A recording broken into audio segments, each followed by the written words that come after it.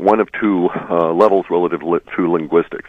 There are emotions that are tied to words that reference your stomach not tightening up in the sense of anxiety, fear, that kind of thing, or releasing.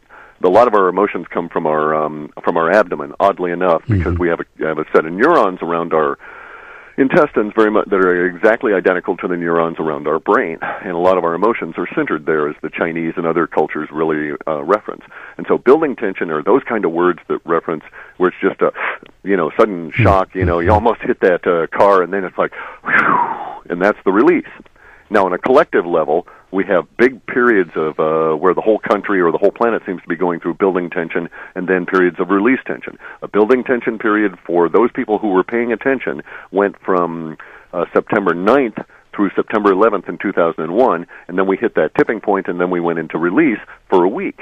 I would suspect that if an Israeli attack was going to occur, we would get some release language, as everybody said, they missed me, or, oh, glad it's over, However, we don't see any of that kind of stuff. Now, it is possible my assumptions are really screwed, and we're going to get an attack in July.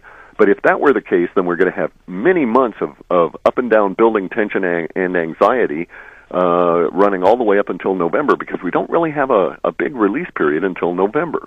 And that big release period is kind of like what you get when war finally happens. Yes, there's a lot of tension, but then there's also that whole shedding of anxiety of the waiting, if that makes any sense. Here's an email. Patrick, please ask Clif what he thinks about the Icelandic volcanic eruption and the fact that it happened directly after a major sunspot and coronal eruption of the sun. Also the fact that it seems very close to his ill winds prediction.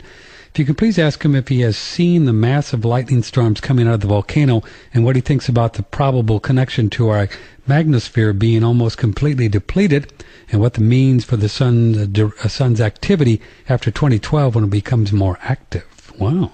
Well, there's a couple of different issues here.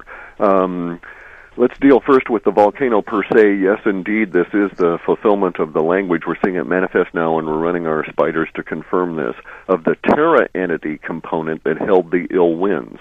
The ill winds is also associated with the Israeli mistake and the global pop, and we're not seeing very much of those words at all show up. So right now we're seeing the fulfillment of the volcano activity that had been forecast, and the travel restrictions that will also have a big impact on food availability and prices. And this was in your March 12. And earlier, also the previous one from the previous And December. How close were you on the dates on the volcano? Well, we knew it would be prior to our July period. But this isn't the end of it by any means. You have to understand how this kind of stuff works. Let's go back in time to the year of the Sumatran tsunami. Okay. In that January, the year before, because it occurred in that year, it occurred on Boxing Day, 26th of December.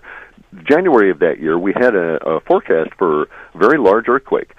By March of that year, we'd kind of refined it. We knew that 300,000 people or thereabouts would be killed, and that a whole country would be knocked back to a previous age, and that during the period of the earthquake, we were going to see courthouses emptied and all these other details. Well, here's kind of what happened to us.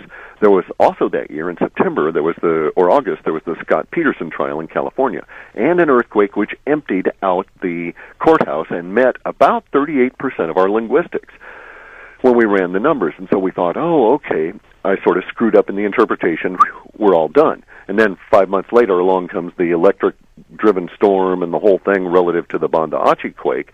And what we'd actually seen was the earlier event had sort of blended in terms of the linguistics with the larger later event, and we cannot tell that, we can't discriminate that sort of an effect in our work.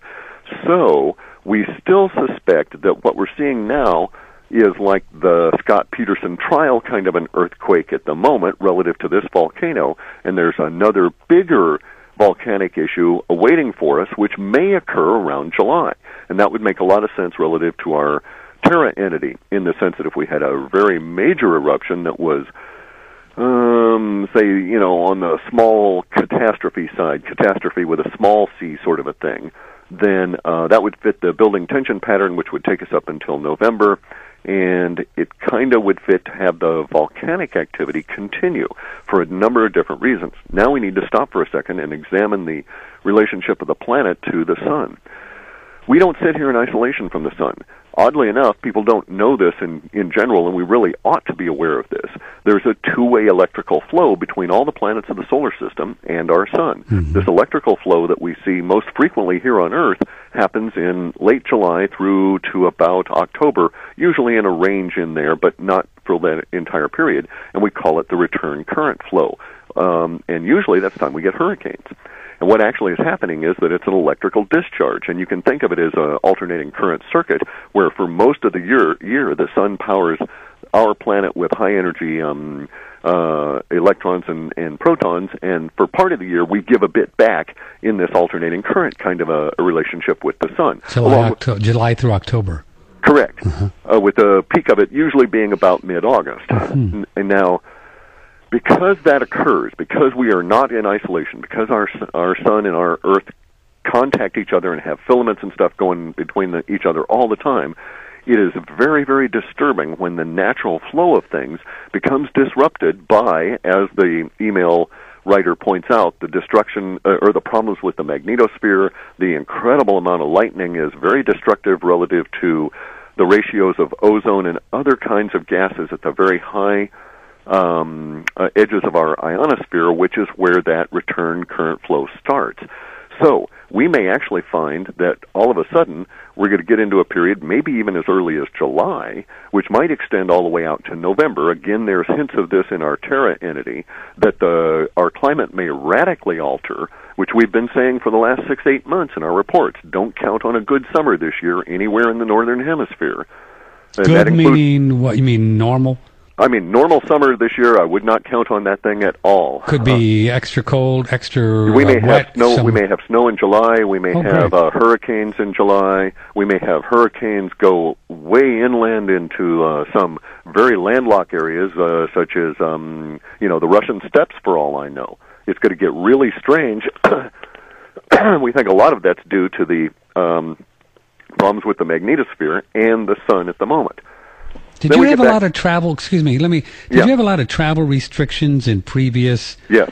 You did. Yeah, we've had this since easily the last 2 or 3 years. So folks knew that this was coming. Correct. And here's one of the issues: the longer we see something in our data, that is to say, the distance between the earliest leaks coming out of people and the actual manifestation has a tendency to correspond to the depth at which it hits people. So if we find something out 4 days before it hits, it's a flash in the pan and it's gone.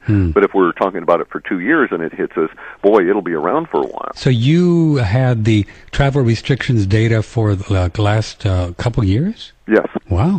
So, but then now we're starting to hear that this thing is quieting down, but that doesn't mean it's going to. No, I doubt that'll be the case. I'm sorry. Oh, that's a momentary supposition. That's like making a forecast on where the economy is going to head by what the Dow is doing yesterday. This moment. See. So it's kind of like, okay. So your suspicions are that the travel restrictions are going to be around for a while with all this smoke, and indeed may increase. And I suspect that, in fact, in order to meet the linguistics we have, it's got to start impacting North America. Yeah, and we're going to talk about this tomorrow with Andrew Goss, but this is certainly something that the boys, the folks who control the people who control the Federal Reserve, that I don't know that they put this into their into their spreadsheet, Yeah. And look at like, what is it, $2 million something a day, and they're losing in the airlines and all that. And yeah, but it's relatively trivial in terms of we're broke as a planet anyway. The Federal Reserve System is bankrupt. It's all a criminal cabal. It's due to go down for a number of different reasons. This indeed may be a trigger, but in the end, if it wasn't this, it would be something else. It's always something. Here's an email. Hello, Patrick and Cliff. In the previous reports of the Webbot was, among other things, talked of global coastal event in course of 2009. It was unclear what kind of event, among other things, was thought to be massive flooding. Thanks. This is Harry from Holland, so I'm not sure. I didn't read that well. Well, he's got an obvious issue there because he's below sea level if he's in any of them, Holland or the Danish or the Flemish areas. Yes, we had global coastal phenomena. Initially, it was interpreted as event, and then we thought it was going to be a single phenomenon, and then it became phenomena. So we had a global coastal. If you actually went out and read newspapers all around the planet that were published in the area of the regions of the coast, you would find that there were many different stories all occurring at the same time relative to the coast of the planet. We had everything from rising waters up 60, 80 feet in the Mediterranean to invasions of Portuguese men of war jellyfish into the Mediterranean to all different kinds of strange jellyfish invading the waters in Japan, and it just goes on and on and on and on. So it was a vast collection, and it's a precursor. Most of that language has been fulfilled, so I'm not looking for a giant, immediate kind of a global coastal event relative to this volcano. However, we still have hanging on within our Terra entity all of the language about the rising of the sea levels and the shifting of the land. And this is actually, it's both rising land and rising water. Why is this? Well, because we suspect that the Pacific plate's going to crack or something akin to that, and we're going to get a lot of rising land in the Pacific, which